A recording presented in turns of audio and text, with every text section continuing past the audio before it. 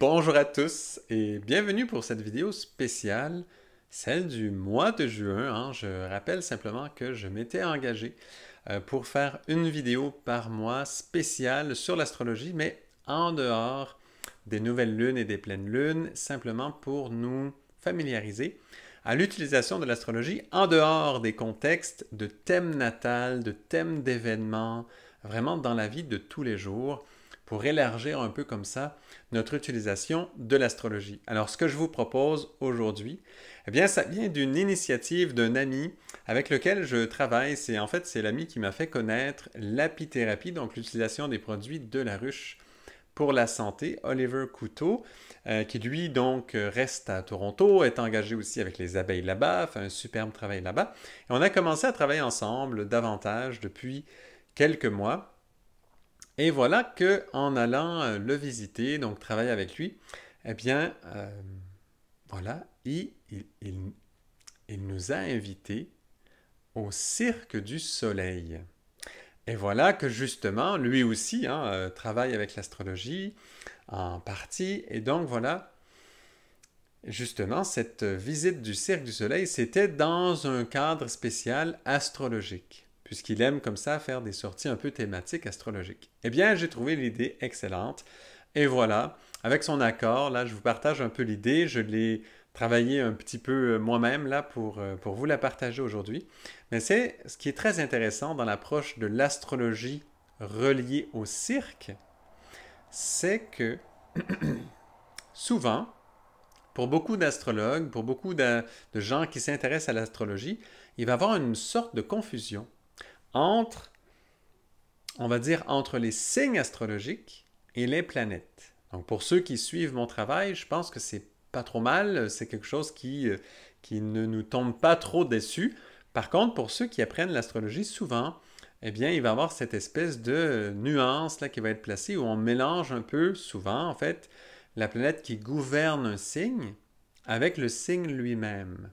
On va comme coller les deux un peu trop et finalement, on arrive à ne pas bien comprendre qu'est-ce qu'un signe astrologique.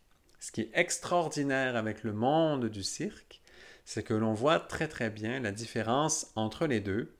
Et donc, pour le faire en rapide, on peut voir que les planètes, eh bien, souvent, vont représenter des personnages, des personnes, vraiment des êtres en particulier, alors que les signes, eh bien, ce sont des ambiances au complet. C'est pour nous, les humains sur Terre, les signes, ce sont des espaces, ce sont des ambiances entières, comme si c'était des lieux, comme si c'était des paysages, etc. Et dans le cirque, eh bien, on voit exactement ça. Ce ne sont pas seulement les êtres qui sont présents, mais bien l'ambiance entière qui change complètement selon tel contexte ou tel autre contexte. Et ça, vraiment, dans le cirque, on le sent beaucoup. Et moi, ce que j'adore, en fait, c'est de réaliser à quel point eh bien, les gens qui travaillent dans un cirque eh bien, sont passionnés en réalité, sans trop le savoir, parce que ce sont des grandes images, des grands archétypes, mais en fait sont passionnés d'astrologie, souvent sans le savoir, mais vont comme ça pousser à développer une ambiance très impressionnante qui nous relie à un signe astrologique, mais d'une façon tellement concrète, puisqu'ils sont en train de nous la démontrer comme ça matériellement devant nous, avec l'intensité qui est reliée au signe. Donc évidemment, ce ne sera pas les façons de voir les signes les plus élevés pour ceux qui font partie du parcours astrologie.life. Vous le savez, on a l'habitude, dès que le soleil entre dans un signe, eh bien, on fait le parcours solaire dans cet espace et on ouvre les signes astrologiques souvent dans des visions très spirituelles, très grandes. Eh bien là, avec le cirque, c'est quand même quelque chose que l'on peut voir, qui a été possible de matérialiser devant nous. Donc, je vais donner quelques exemples. Ce n'est pas exhaustif de toutes les performances qui se font dans le monde du cirque. Et non plus, on pourrait parfois, certains aimeraient voir autre chose que ce que je vais suggérer, comme vision de lien entre certaines euh, performances du cirque et certains signes du zodiaque. Mais quand même, euh, bon, ça, c'est vrai qu'on pourrait voir d'autres choses dedans, et c'est correct. Moi, en tout cas, c'est quelque chose qui m'apparaît évident et que je vais avoir beaucoup Voilà, de joie à sentir, surtout en voyant un cirque, c'est tellement marquant, c'est très impressionnant, parce que c'est extrême. Souvent, les cirques, eh ben, ça nous donne un peu les sueurs froides, parce qu'ils vont faire des performances que nous ne serions absolument pas capables de faire, absolument pas. Et donc, quand on voit ça, eh ben, ça impressionne beaucoup, et ça nous relie quand même à une forme d'intensité de cette astrologie. Donc voilà une des applications, et en se familiarisant, en faisant ces liens entre l'astrologie et le cirque, entre autres, eh bien, on se rapproche des activités de la vie quotidienne que l'on fait, qui, elles aussi, correspondent à certaines activités que l'on va voir dans le cirque.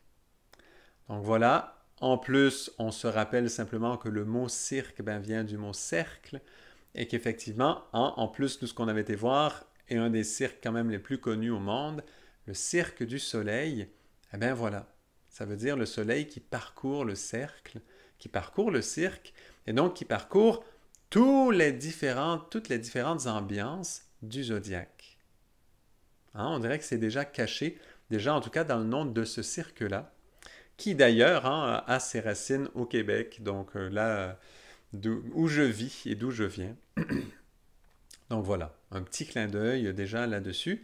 Mais allons voir maintenant certaines de ces ambiances, certaines de ces performances.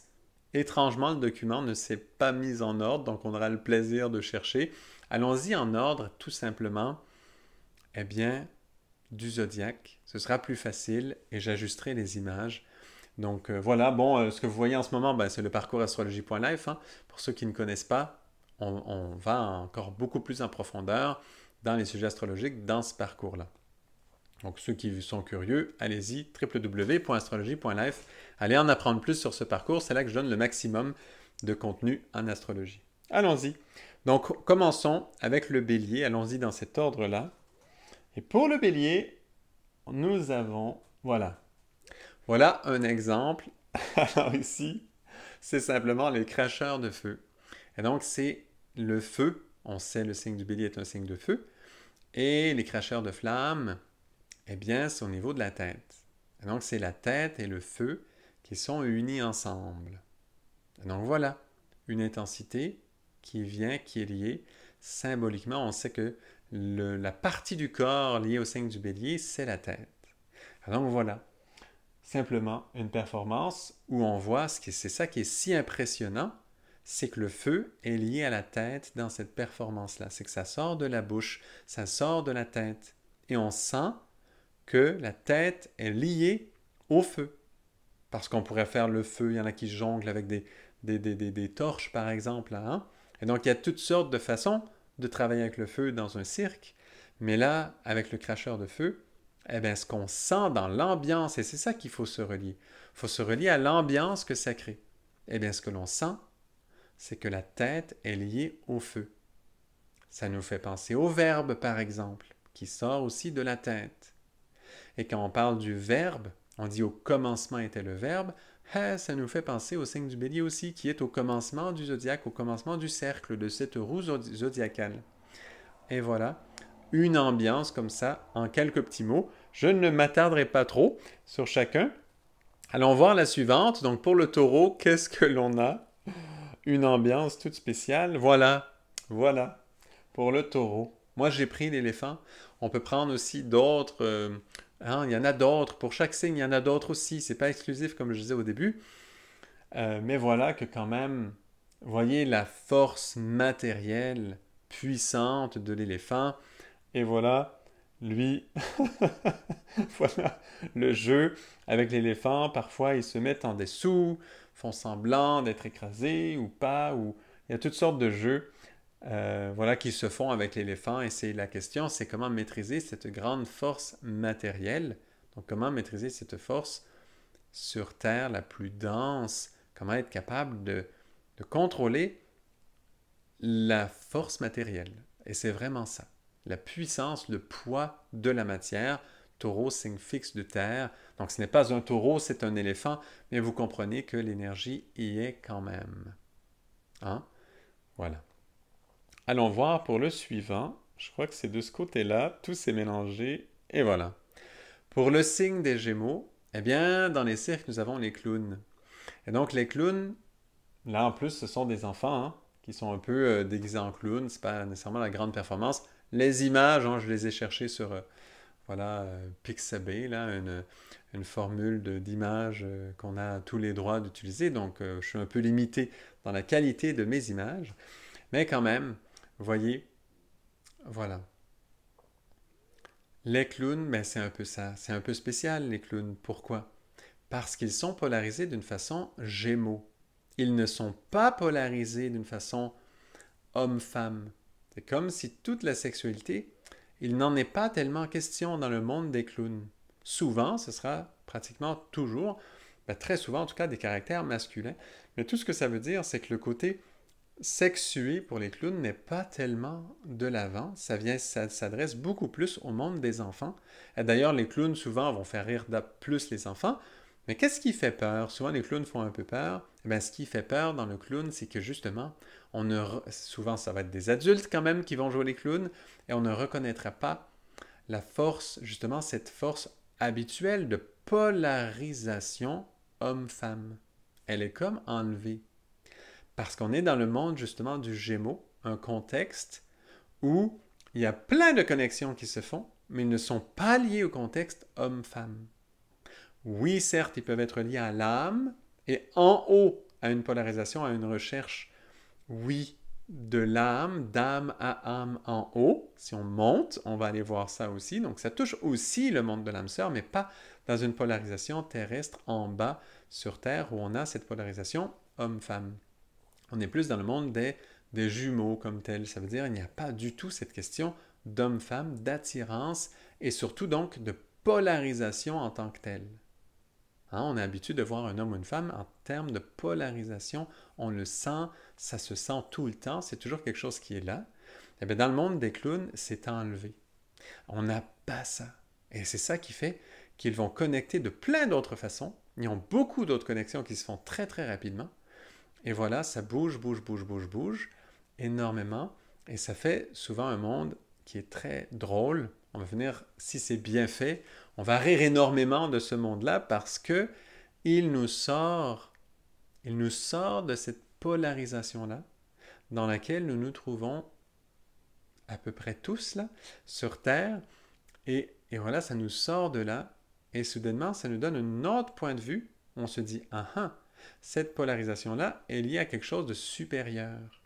Parfois, le Pierrot, par exemple, il est un peu mélancolique. Il attend quelque chose d'en haut. Et ça, c'est lié au monde de l'âme sœur, mais il n'a pas la recherche en bas. C'est ce qui est si spécial. Il n'a pas la polarisation qui crée l'accroche ou l'attache qui va l'amener dans ce monde de polarisation homme-femme. Très intéressant de le voir comme ça. C'est une partie de l'interprétation, mais quand on regarde vraiment l'ambiance clown, on peut aller le voir vraiment dans cette énergie-là, surtout si ce n'est pas un seul clown, si ce sont deux clowns ou trois clowns, quelques clowns, et bien là, ça devient absolument évident, cette force Gémeaux qui est là. C'est vraiment une ambiance Gémeaux très très forte, très dense. Hein? Le cirque, c'est toujours tellement dense. Donc voilà, quelques mots pour les Gémeaux. Passons au signe du Cancer. Et là, voilà. Moi, j'ai sélectionné ça, donc les cerceaux. Donc voilà, un homme ou une femme, hein, qui va, souvent c'est des femmes, mais parfois aussi des hommes. Dans cette photo-là, c'est le cas. Eh bien, voilà, les cerceaux. Et donc, c'est cette force qui tourne. Hein? Le signe du Cancer, souvent, on va le décrire comme la goutte d'eau, la goutte de rosée. C'est cette force ronde qui vient comme ça créer un petit magnétisme. Ce qu'on sent là, c'est un magnétisme qui se crée autour de l'ambiance que l'on sent. C'est ça qu'il faut être sensible à l'ambiance que ça génère. Quand on a comme ça un artiste des cerceaux, il est capable d'avoir voilà, les cerceaux partout et il se rend compte que partout autour de lui, eh bien, il est capable de générer une force comme magnétique qui va faire que whoop, ça tourne autour. Comme on peut penser aux électrons, on peut penser à tout ce qui va tourner autour. Et voilà que la force cancer, elle est comme ça. Hein? Elle est ronde, la force cancer. Elle est ronde, elle crée cette force qui tourne. Elle ne se déplace pas nécessairement beaucoup. elle est quelque part calme, mais voilà qu'il y a une énergie qui augmente. Et aussi, si vous voyez, souvent dans les performances de cerceau, eh bien au début, il y a un cerceau, deux cerceaux, et là ça augmente, ça augmente, ça augmente sans arrêt. C'est comme la goutte, voilà, l'eau qui augmente. Et c'est le magnétisme, c'est cette énergie, le magnétisme que l'on ressent, qui augmente, augmente, augmente, et voilà une force cancer très grande. Voilà une image au niveau du cancer. Allons-y maintenant pour le lion. Alors là, c'est très facile pour le lion. Bon, là, ici, c'est un tigre, mais vous comprenez, hein, c'est les dresseurs de fauves, donc les dresseurs de tigres, de lions. Pourquoi? Bon, l'image vaut mille mots, évidemment. Eh bien, quand c'est un lion, c'est un lion. Et donc, c'est la force très grande. Et là, pour le dresser, il faut faire face à la force de l'animal, la force du lion, dans ce cas-ci, du tigre. Mais vous comprenez. Il faut avoir la force, ça veut dire qu'il faut avoir le rayonnement suffisant pour faire face à cet animal. Et voilà, on sent quelque chose de très impressionnant. Parce que là, quand c'est le cirque, c'est devant nous, là. On est juste, voilà, c'est juste devant nous. Et voilà, il y a quelqu'un qui est comme ça, capable de faire face à cet animal et voilà, qui l'a dressé comme tel et qui peut faire certaines choses. Il y en a qui vont dire cruauté aux animaux dans les cirques, tout ça. Je comprends. Aucun souci. C'est là l'idée, c'est de nous montrer à quel point le cirque est là pour nous faire sentir des ambiances fortes. Alors pour ceux qui n'ont jamais vu ça, il faut se mettre un peu dans l'idée que, voilà, réellement, juste devant nous, il y a un homme qui va comme ça jouer pratiquement avec un lion, avec cette force tellement grande du lion, tellement impressionnante, et voilà, on peut jouer avec, et ça nous la fait sentir. Voilà, tout simplement. Maintenant, passons au signe de la Vierge. Voilà. Pour le signe de la Vierge, je sais qu'il y en a qui voudront mettre ça dans le signe du Scorpion, puisqu'on voit un serpent. Mais voilà, c'est les performances, souvent une femme, ça pourrait être un homme aussi, mais souvent une femme, avec un serpent. Et là, c'est la concentration. C'est une force de concentration avec un ou des serpents parfois. Et là, c'est pareil. Et donc, oui, l'animal lui-même est relié quelque part davantage au monde du scorpion. Par contre, le type d'attention qui est demandé et qu'est-ce qui fait que le serpent tient respect, c'est cette force de la Vierge. Cette force de la Vierge qui tient la force du serpent et qui dit, voilà, non, qui dit non au serpent comme tel. Voyez le lien? Et là, voilà, la force de la Vierge qui dit non au serpent et qui tient le serpent en respect. Tout simplement. Parce que c'est très calme. Hein? C'est différent qu'avec le lion. Le lion, on voit la force de l'animal, il se déplace, fait les mouvements, on voit la force, c'est impressionnant. Avec le serpent, c'est différent. C'est le charme du serpent. Ben oui, c'est lié au scorpion, parce que oui, le serpent représente le scorpion. Mais quand on est comme ça dans le contact et que c'est vraiment la Vierge qui tient l'espace, qui tient le précieux, et que le serpent, il le sait que c'est tenu, il le sait qu'il y a une force là qui tient, eh bien on peut faire le lien avec le signe de la Vierge. Voilà. Voilà simplement une des facettes. Je ne rentre pas en grande profondeur. C'est simplement, je propose pour qu'on puisse se rendre compte à quel point le cirque, voilà, nous amène dans ces espaces. Donc, évidemment, là, l'explication est rapide. Pour vraiment faire le travail, il faut se relier. J'espère que l'image donne un petit peu quelque chose, mais voilà, se rendre compte de ce qui se passe pendant. Allons pour la suite. Donc, on arrive au signe de la Balance. Pour la Balance, nous avons ça ici. Donc, c'est tout ce qui est funambule, hein, c'est tout ce qui est, voilà, marcher sur cette corde, sur ce fil de fer. Voilà l'équilibre que ça prend et on le voit sur l'image. Là, ça fait vraiment, vraiment balance puisqu'on a en plus voilà, cette espèce de grand bâton que souvent ils vont tenir pour tenir justement cet équilibre. Et c'est ce qui est très intéressant, c'est qu'on sent que dans ce travail de funambule, eh bien, c'est l'axe du centre que l'on développe. Si on est trop à gauche, à droite, si on est dans les plateaux de la balance, eh bien voilà, oups, on risque un peu de tomber. Et même si on a deux jambes qui représentent un peu les deux plateaux, malgré tout, ça prend un fil au centre, ça prend quelque chose au centre qui nous tient et qui tient l'équilibre de tout ça. Et donc voilà un travail lié à la balance et quand on voit ça, c'est tellement impressionnant, c'est effectivement à couper le souffle. Et en plus, ils vont faire des choses souvent à deux personnes, voilà, qui sont reliées comme ça sur l'équilibre. Comme s'ils étaient sur les deux plateaux, mais liés vraiment au centre. Moi, je trouve ça extrêmement intéressant. Quand on le voit effectivement, ça fait tout un effet. Souvent, sont très hauts dans les airs. Et donc, on voit ça. C'est quand même impressionnant. Et ça nous lie au monde de la balance dans des espaces qui doivent être fins. Pour arriver à cette précision, ça prend une finesse. Ça prend une vraie forme de finesse. C'est très exigeant, hein, le cirque, c'est toute une aventure. En tout cas, moi, j'ai une certaine admiration pour ceux qui pratiquent ça. Évidemment, il y en a d'autres hein, qui représentent le signe de la balance. Ce n'est pas le seul. On peut penser aux trapézistes, certains acrobates, etc. Effectivement, il y a souvent des questions d'équilibre, mais je trouve personnellement que surtout comme ils portent ce grand bâton-là, là, je ne connais pas le nom exact, mais voilà, eh bien, on voit que là, l'image de la balance est très, très, très évidente. Voilà pour la balance. Et si on va voir maintenant le signe du scorpion, ici, voilà, contorsionniste. Eh bien, les contorsionnistes, c'est quand même particulier. Très souvent, justement, on va voir une image semblable à ça, où les jambes, là, reviennent devant la tête, et ça rappelle énormément cette forme du scorpion. Hein? Cette forme du scorpion où, voilà, ça revient par en avant. C'est d'arriver, les jambes reviennent au-dessus de la tête, comme la queue du scorpion qui peut revenir comme ça au-dessus. Et ça nous fait vraiment penser à ça. Moi, en tout cas, chaque fois que je vois ça, je n'en reviens pas du lien scorpion qui se cache là, parce que vraiment, c'est impressionnant. On sent même toute la réalité, comme si les os là, comme tels, eh bien, sont vraiment souples, peuvent bouger.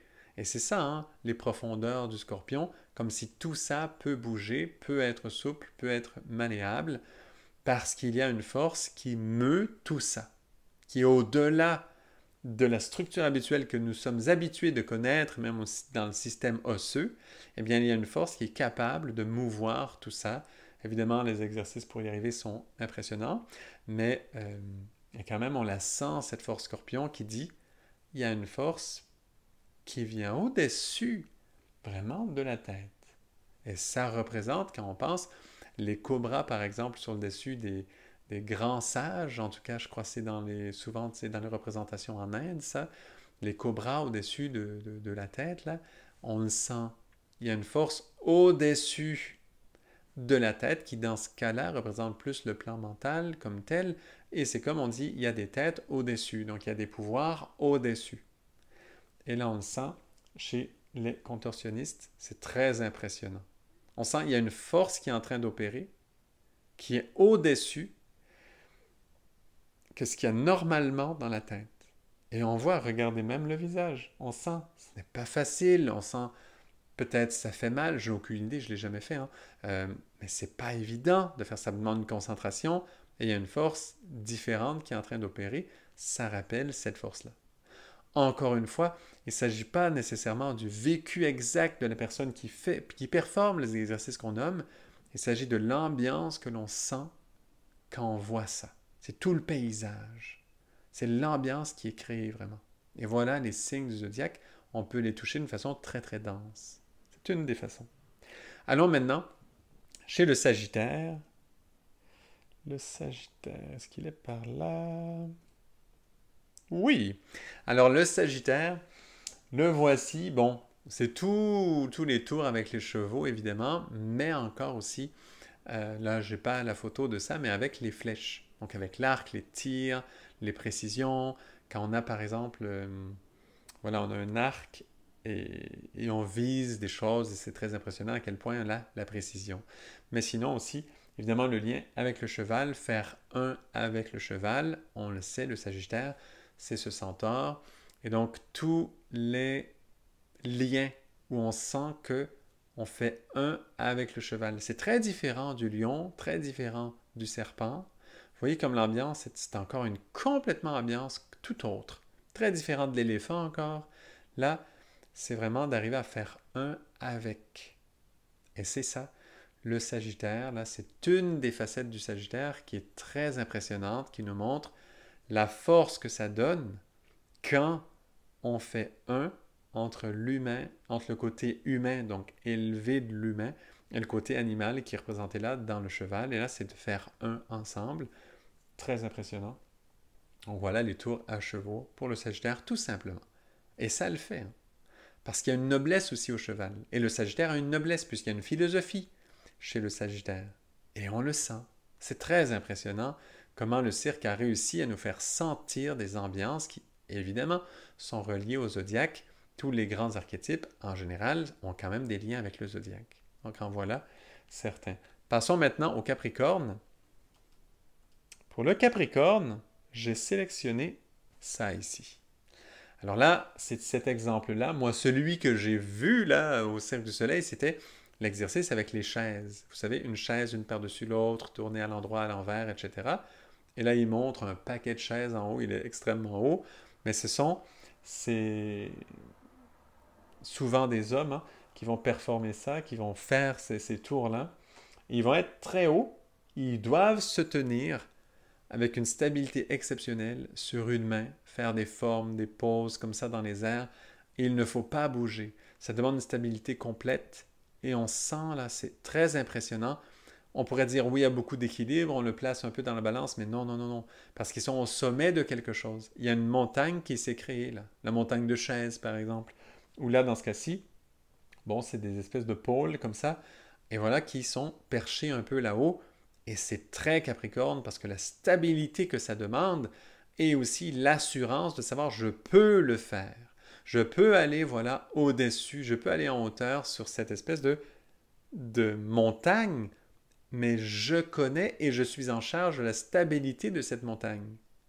Des chaises empilées les unes sur les autres, ok, c'est stable, mais cependant, selon ce qu'on fait sur la montagne de chaises, c'est plus ou moins stable. Et ça veut dire que cette stabilité-là est tenue par l'artiste de cirque en question.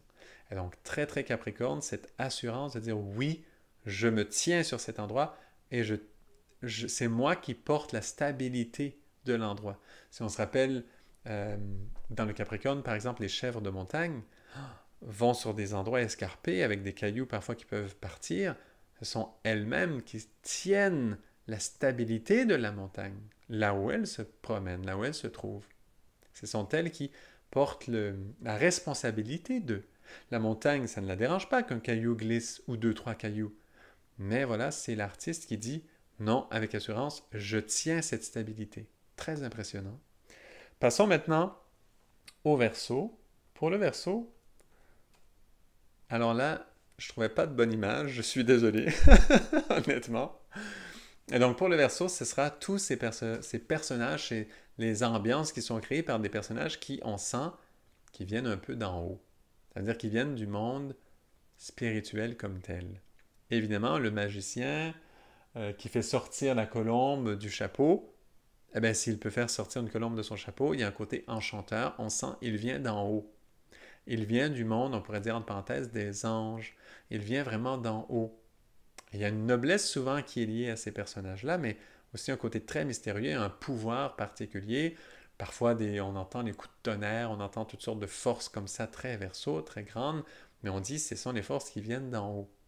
Donc on les reconnaît comme ça. J'ai pris cette image, bon là en plus, la noblesse, on repassera, mais quand même, on a l'idée, au moins on peut faire venir une colombe, ça veut dire quand même, la colombe, c'est un animal d'une pureté particulière qui vole, et donc il y a des ailes, ça nous fait penser un peu au monde des anges. Et voilà une des images reliées au monde du Verseau. Et c'est très impressionnant quand le rôle est très bien joué et qu'on entre complètement dans la magie. On se dit effectivement, voilà un être qui descend d'en haut. Voilà pour le Verseau. Passons maintenant au signe du Poisson. Là, j'ai choisi les artistes là qui travaillent avec ces tissus. Je ne connais pas le nom de cette forme-là de cirque comme tel, mais voilà, c'est un grand, grand tissu, comme un grand ruban, qui est vertical au complet. Et voilà qu'elles vont s'entortiller dans ce tissu, faire toutes sortes de choses. et elles vont monter, descendre, se déplacer. Et la sensation que ça donne, on a l'impression qu'elles bougent dans l'eau, comme si elles se déplaçaient dans une matière qui a une texture plus dense que l'air. On a l'impression qu'elles se déplacent là. Elles peuvent se déplacer partout parce que ces tissus sont très grands, très longs. Et cette impression, elles peuvent utiliser presque tout l'espace. On a l'impression qu'elles se déplacent comme ça dans le monde astral pratiquement, à une vitesse, avec une aisance, et aussi la texture que le fait que ce soit un tissu. Ça donne une texture un peu comme justement ce plan astral, là, ça veut dire dans ce plan, comme un peu quand on est dans les rêves, quand on est dans ce monde où tout a une certaine souplesse, une certaine douceur, une texture comme ça, comme un tissu. Et vraiment, ça donne un peu cette impression. Moi, ça m'impressionne énormément, en tout cas, la fluidité des mouvements, du déplacement, ça fait vraiment comme ce signe des poissons, à quel point elles peuvent se déplacer partout, aller dans un sens, soudainement dans l'autre, parce que la façon qu'elles ont placé ce tissu, hein, parce que c'est la façon qu'elles l'entortillent autour d'elles, après elles peuvent, en tournant comme ça fait toutes sortes de choses absolument incroyables. Et vraiment, voilà, ça donne cet espace poisson où on peut se déplacer partout. On a accès à tout. Donc voilà. Donc je termine. Voilà, on a fait un petit tour de zodiaque comme ça, du cercle du zodiaque, lié à des performances impressionnantes. Tout simplement. Donc pourquoi le cirque? Entre autres, pour nous connecter, nous faire sentir ces grandes forces zodiacales. On le sait qu'elles résonnent dans des plans spirituels très très hauts. Le cirque nous le montre dans la matière pour qu'on puisse le sentir et convaincre certaines de nos cellules de l'intensité de la chose. Et ces grands artistes de cirque, eh bien, nous vous en font voir de toutes les couleurs des choses que nous ne pourrions pas faire de notre vivant parce qu'il faut s'entraîner tellement, c'est très difficile. Et ça nous fait aussi comprendre la passion de ces gens, de ces artistes du cirque, à quel point eh bien, ils sont liés à des forces qui viennent de ces endroits, de ces ambiances, de ces espaces du zodiaque, de ce grand cercle de lumière qui nous entoure. Donc voilà, sans en faire plus que ça, simplement je voulais vous présenter cela. Et voilà, comme ça, s'habituer à voir le zodiaque partout dans les ambiances qui se créent autour de nous. Voilà. Si vous voyez des similitudes avec certaines choses que vous voyez dans votre quotidien ou juste parfois comme ça, eh bien, reconnaître les signes qui sont présents, apprendre à travailler avec, et évidemment, nous, ce qu'on fait à chaque fois, comme on fait un travail spirituel intérieur en astrologie, eh bien, c'est toujours après d'aller lier ces formes extériorisées des signes, les lier aux espaces plus spirituels, plus grands, plus lumineux, d'en haut. Et comme ça, relier toutes les ambiances que l'on traverse dans une journée avec ces grandes lumières spirituelles des signes du zodiaque qui sont, eux, entiers, complets, grands, qui dépassent nos petites réalités ici sur Terre. Voilà, merci beaucoup pour votre écoute. J'espère que ça a élargi un petit peu vos conceptions, vos visions de l'astrologie, et puis il y en aura encore beaucoup d'autres. Le but vraiment, c'est que l'astrologie fasse vraiment partie de notre vie, de notre quotidien, puis d'apprendre à l'utiliser au mieux. Il y aura plein d'autres versions. Moi, je me propose de faire ça le plus longtemps que je le pourrai. Donc voilà. Merci à vous pour votre écoute et à très bientôt pour la suite.